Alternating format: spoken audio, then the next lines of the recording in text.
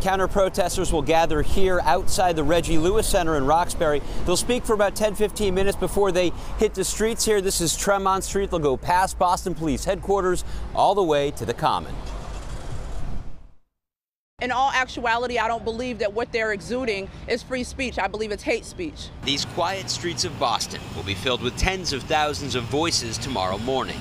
The Fight Supremacy Resistance Rally, a counter-protest to the so-called free speech rally planned for tomorrow on the Common. We have 10,000 confirmed on the social media page, but we're expecting about 20 to 30,000. Black Lives Matter is taking action to protest white supremacy in what organizers say are day-to-day lives, but specifically in direct response to the violence and hate witnessed in Charlottesville by urging protesters to keep the peace here. We have been very clear on making sure that we are focused on a peaceful engagement, that we do not want weapons of any kind. Ignoring a problem has never made it go away, and we don't plan to ignore it. And we plan to send a really strong message that not in the city of Boston. You don't get to come here and do that.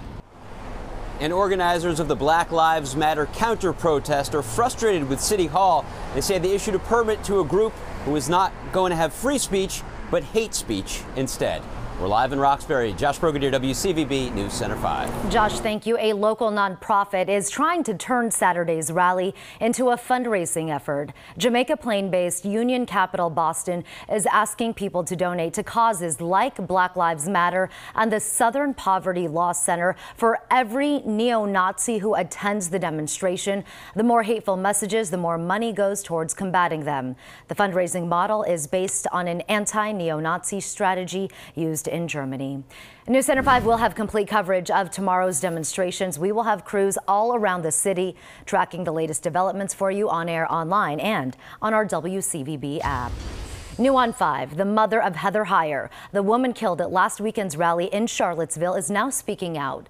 Susan Bro says she missed 3 calls from the White House this week, but now she says she doesn't want to speak with the president after the comments he made about her child. I saw an actual clip of him at a press conference equating the protesters like Ms. Heyer with the KKK and the white supremacists. When asked what she would like to say to the president, she answered, quote, "Think before you speak." We're following breaking news right now in Finland, where one person is dead after several people were stabbed. This happened in the center of the city of Turku. The suspect was shot in the leg by police and apprehended. Right now, police are searching for more potential suspects. No word yet on a motive.